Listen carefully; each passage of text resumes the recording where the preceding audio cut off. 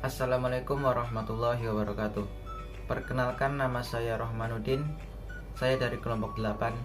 Saya akan mempresentasikan tentang kerajaan-kerajaan Islam pertama di Pulau Sumatera. Untuk yang pertama adalah Kerajaan Samudra Pasai. Kerajaan Samudra Pasai adalah kerajaan Islam pertama di Pulau Sumatera. Letak kerajaan ini terletak di pesisir laut timur Laut Aceh. Kemunculan sebagai kerajaan Islam diperkirakan pada awal atau pertengahan pada abad 13 Masehi sebagai hasil dari Islamisasi para pedagang-pedagang Arab pada tahun 7 Masehi, 8 Masehi, dan seterusnya. Beliau Malik As-Saleh adalah raja pertama sekaligus pendiri kerajaan Samudra Pasai. Pendapat bahwasanya Islam di sana telah berkembang pada awal 13 Masehi didukung oleh cerita Cina dan pendapat Ibnu Batutah, seorang pengembara dari Maroko. Kerajaan Samudra Pasai ini berlangsung sampai tahun 1524 Masehi. Pada tahun 1521 Masehi, kerajaan ini ditaklukkan oleh Portugis selama 3 tahun. Kemudian pada tahun 1524 Masehi dianeksasi oleh Raja Aceh Ali Muhayyad Shah. Selanjutnya kerajaan Samudra Pasai berada di bawah pengaruh Kesultanan Aceh yang berpusat di Bandar Aceh Darussalam. Yang kedua adalah Aceh Darussalam. Kerajaan Aceh terletak di daerah yang sekarang dikenal dengan nama Kabupaten Aceh Besar. Dan di situ pula terletak ibu kotanya. Anas Mahmud berpendapat bahwa kerajaan Aceh Darussalam berdiri pada abad ke-15 Masehi. Di atas puing-puing kerajaan Lamuri oleh Muzaffar Shah pada tahun 1465 sampai 1497. Adapun rajanya yang pertama ialah Ali Muhayyad Shah. Letak kebesaran kerajaan Aceh Darussalam adalah Sultan Alauddin Riayat Shah yang bergelar Al-Qohar. Dalam menghadapi bala tentara Portugis, ia menjalin hubungan persahabatan dengan kerajaan Utsmani di Turki dan kerajaan-kerajaan Islam yang lain di Indonesia. Dengan bantuan Turki Utsmani tersebut, Aceh dapat membangun angkatan perangnya dengan baik. Aceh ketika itu nampaknya mengakui kerajaan Turki Utsmani sebagai pemegang kedaulatan tertinggi dan kekhalifahan dalam Islam. Baik, saya Rizky Aulia akan melanjutkan materi selanjutnya, yaitu tumbuh dan berkembangnya kerajaan-kerajaan Islam di Jawa. Yang pertama yaitu Kerajaan Demak. Kerajaan Demak ini merupakan kerajaan pertama di Pulau Jawa. Demak sebelumnya merupakan daerah bawahan dari Majapahit. Daerah ini diberikan kepada Raden Patah, keturunan Raja Majapahit yang terakhir.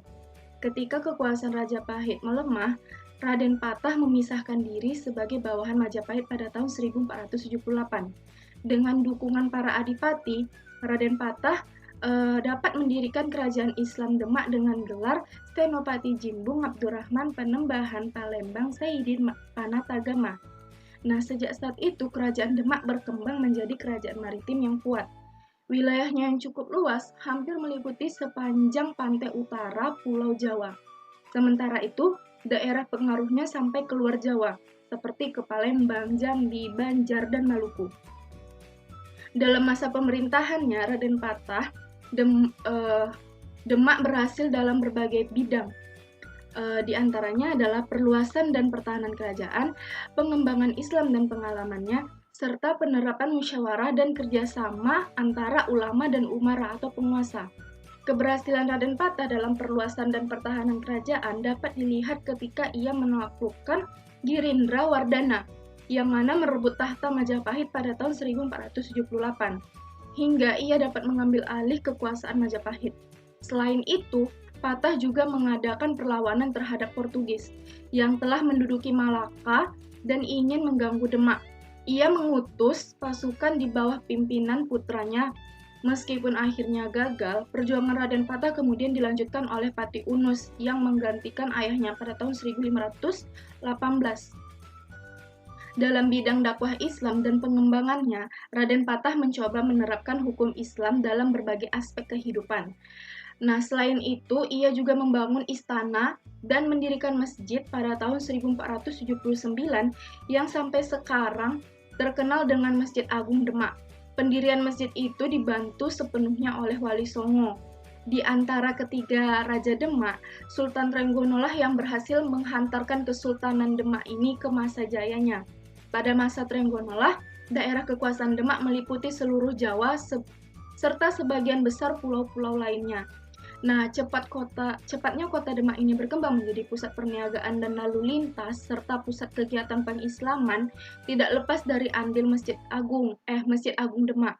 Dari sinilah para wali dan raja Kesultanan Demak mengadakan perluasan kekuasaan yang diberangi oleh kegiatan dakwah Islam ke seluruh Jawa.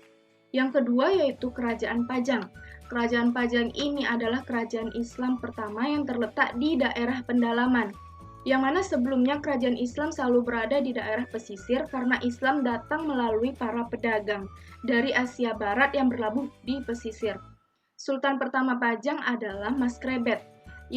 Mas Krebet ini berasal dari Panjing, desa di lereng Gunung Merapi sebelah tenggara. Mas Krebet ini memiliki nama lain yakni Jaka Tingkir. Tingkir ini adalah nama tempat Mas Krebet dibesarkan oleh Raja Demak ketiga. Jaka Tingkir diangkat menjadi penguasa di Pajang, setelah sebelumnya dinikahkan dengan anak perempuannya. Setelah Sultan Trenggono meninggal, pada tahun 1546, anaknya yang bernama Sunan Prowoto diangkat sebagai penggantinya. Akan tetapi, ia kemudian meninggal terbunuh dalam perebutan kekuasaan oleh keponakannya sendiri, yaitu Arya Penangsang. Kemudian Arya Penangsang menjadi penguasa Demak. Namun, karena Kadipaten Pajang juga telah beranjak kuat dan memiliki wilayah yang luas, terjadilah pertentangan antara Jaka Tingkir dan Arya Penangsang. Dengan bantuan dari kadipaten-kadipaten lainnya yang juga tidak menyukai Arya Penangsang ini, Jaka Tingkir akhirnya berhasil membunuh Arya Penangsang sebagai Raja Pajang. Jaka Tingkir bergelar Sultan Adiwijaya. Gelar itu disahkan oleh Sunan Giri dan segera mendapatkan pengakuan dari para adipati Jawa Tengah dan Jawa Timur. Sebagai langkah pertama peneguhan kekuasaan, Adiwijaya memerintahkan agar semua benda pusaka Demak dipindahkan ke Pajang. Selain itu, menjadi salah satu raja yang paling berpengaruh di Jawa. Kesultanan Adiwijaya memperluas kekuasaannya di Jawa, pendalaman ke arah timur sampai daerah Madiun. Pada tahun 1581, sesudah usia Sultan Adiwijaya ini melampaui setengah baya, ia berhasil mendapatkan pengakuan sebagai Sultan Islam dari raja-raja terpenting di Jawa Timur. Kesultanan Pajang ini adalah kesultanan Islam yang menggantungkan hidupnya pada budaya agraris. Karena secara geografis, Pajang jauh terletak di pendalaman Jawa. Pengaruh agama Islam yang kuat di pesisir menjalar dan tersebar ke daerah pendalaman. Pada masa pemerintahan Sultan Adiwijaya, Pajang berusaha mengembangkan kesusastraan dan kesenian Islam. Nah, yang ketiga yaitu Kesultanan Cirebon. Kesultanan Cirebon ini adalah sebuah kerajaan Islam yang ternama di Pulau Jawa Barat. Kerajaan ini didirikan oleh Sunan Gunung Jati. Ia kemudian diyakini sebagai pendiri Kesultanan Cirebon dan Banten, serta menyebarkan Islam di Majalengka, Kuningan, Kawali Galuh, Sunda Kelapa, dan Banten. Setelah Syarif Hidayatullah wafat pada tahun 1568, terjadilah kekosongan jabatan pimpinan yang tertinggi Kerajaan Islam Cirebon. Pada mulanya, calon kuat penggantinya itu adalah Pangeran Dipati Karbon, yang mana putra Pangeran Paserean atau cucu dari Syarif Hidayatullah. Namun, Pangeran Adipati Karbon meninggal lebih dahulu pada tahun 1565. Kosongnya kekuasaan itu kemudian diisi dengan pengukuhan pejabat istana yang memegang kendali pemerintahan selama Syarif Hidayatullah atau Sunan Gunung Jati melaksanakan dakwah. Pejabat tersebut adalah Fatahillah atau Fadilah Khan. Fatahillah ini kemudian naik tahta secara resmi menjadi Sultan Cirebon sejak tahun 1568. Setelah wafat, Fathulillah diganti berturut-turut oleh Pangeran Dipati Ratu, Pangeran Dipati Anom Karbon, Pangeran Penembahan Girilaya. Penembahan Girilaya ini memiliki 3 putra, yaitu Pangeran Murtawijaya, Pangeran Kertawijaya, dan Pangeran Wangsakerta. Nah, pada penobatan ketiganya di tahun 1677, Kesultanan Cirebon ini terpecah menjadi 3. Ketiga bagian itu dipimpin oleh 3 anak penembahan Girilaya, yakni Pangeran Murtawijaya atau Sultan Keraton Kesepuhan dengan gelar Sepuh Abi Makarimi Muhammad Samsudin. Yang kedua yaitu Pangeran Kartawijaya atau Sultan Kanoman dengan gelar Sultan Anom Abil Makarimi Muhammad Badrudin. Yang ketiga yaitu Pangeran Wangsakerta atau Penembahan Cirebon dengan gelar Pangeran Abdul Kamil Muhammad Nasaruddin atau Penembahan Tohpati. Sekian dari saya.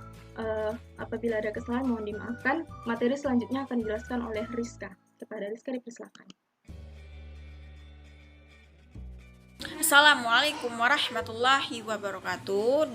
Nama saya Rizka Mutmainah dengan NIM 1212032591. Baiklah, saya akan melanjutkan presentasi kelompok 8 dari materi Rizki Awiyah, yaitu kerajaan-kerajaan Islam masuk pada pertama kali di Sumatera. Adapun rumusan masalahnya: 1. Bagaimana awal mula kerajaan Islam di Sumatera? 2. Bagaimana awal mula kerajaan Islam di Jawa? 3. Bagaimana awal mula kerajaan Islam di Kalimantan? 4. Bagaimana hubungan politik Islam dan keagamaan antara kerajaan-kerajaan Islam? Masuk pada materi inti, yaitu tumbuh dan berkembangnya kerajaan-kerajaan Islam di Kalimantan. 1. Berdirinya kerajaan Banjar di Kalimantan Selatan, yaitu masuknya Islam di Kalimantan Selatan selalu mengidentifikasi dengan berdirinya kerajaan Banjarmasin, yang dimana kerajaan Banjarmasin merupakan kelanjutan dari kerajaan Daha. Kerajaan Daha yaitu orang-orang yang memeluk agama Hindu. Nah, pertentangan ini juga dikisahkan dalam Hikayat Banjar. Dalam perperangan ini, Pangeran Sumatera memeluk Pangeran Samudra memperoleh kemenangan. Mereka pun memiliki janji-janji. Adapun janji mereka yaitu janji mereka mengatakan diri mereka akan masuk ke agama Islam. Nah, setelah Pangeran Samudra masuk Islam, Pangeran Samudra pun diberi nama yaitu Sultan Syarunullah atau Suryansa, yang dinobatkan sebagai raja pertama dalam kerajaan Islam Banjar. Dalam kerajaan Banjar, adapun daerah-daerah yang di sekitarnya sudah mengakui kekuasaannya. Adapun daerah tersebut sebagai berikut: 1. Daerah Sambas, 2. Banteng Lawai, 3. Sukadana, 4. Katawaringin, 5. Sampit, 6. Medawi, 7. Sambangan. Nah, itulah daerah-daerah yang telah mengakui kekuasaannya. Masuk materi 2, yaitu Kutai di Kalimantan Timur. Penyebaran Islam di Kutai pada masa pemerintahan Raja Mahkota yang dikenal dengan Datuk Ri. Nah, Datuk Ri Bandang inilah Raja Mahkota. Untuk yang selanjutnya, hubungan politik dan keagamaan antara kerajaan-kerajaan Islam. Hubungan antara satu kerajaan Islam dengan kerajaan Islam yang lainnya pertama-tama memang terjalin karena persamaan agama. Hubungan itu pada mulanya mengambil bentuk kegiatan dakwah, kemudian berlanjut setelah kerajaan-kerajaan Islam berdiri. Demikianlah misalnya antara Giri dengan daerah-daerah Islam di Indonesia bagian timur, terutama Maluku. Adalah dalam rangka penyebaran Islam itu pula Fadilah Khan dari Pasai datang ke Demak untuk memperluas wilayah kekuasaan ke Sunda Kelapa. Dalam bidang politik agama, pada mulanya dipergunakan untuk memperkuat diri dalam menghadapi pihak-pihak atau kerajaan-kerajaan yang bukan Islam. terutama yang mengancam kehidupan politik maupun ekonomi. Persekutuan antara Demak dengan Cirebon dalam menaklukkan Banten dan Sunda Kelapa dapat diambil sebagai contoh.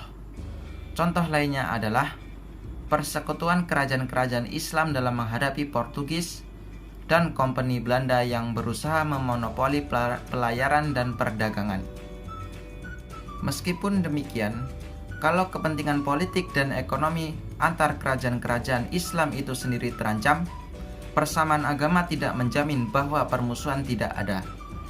Peperangan di kalangan kerajaan-kerajaan Islam sendiri sering terjadi.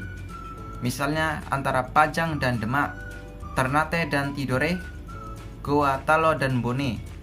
Oleh karena kepentingan yang berbeda di antara kerajaan-kerajaan itu pula, sering satu kerajaan Islam meminta bantuan kepada pihak lain, terutama Kompeni Belanda, untuk mengalahkan kerajaan Islam yang lain.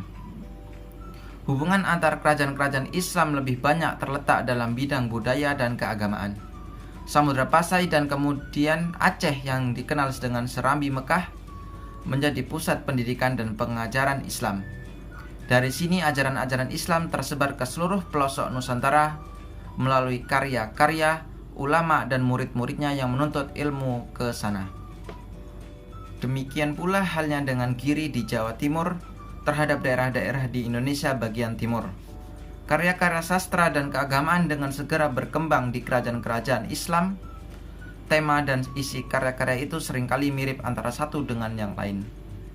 Kerajaan Islam itu telah merintis terwujudnya idiom kultural yang sama, yaitu Islam. Hal ini menjadi pendorong terjadi interaksi budaya yang makin erat.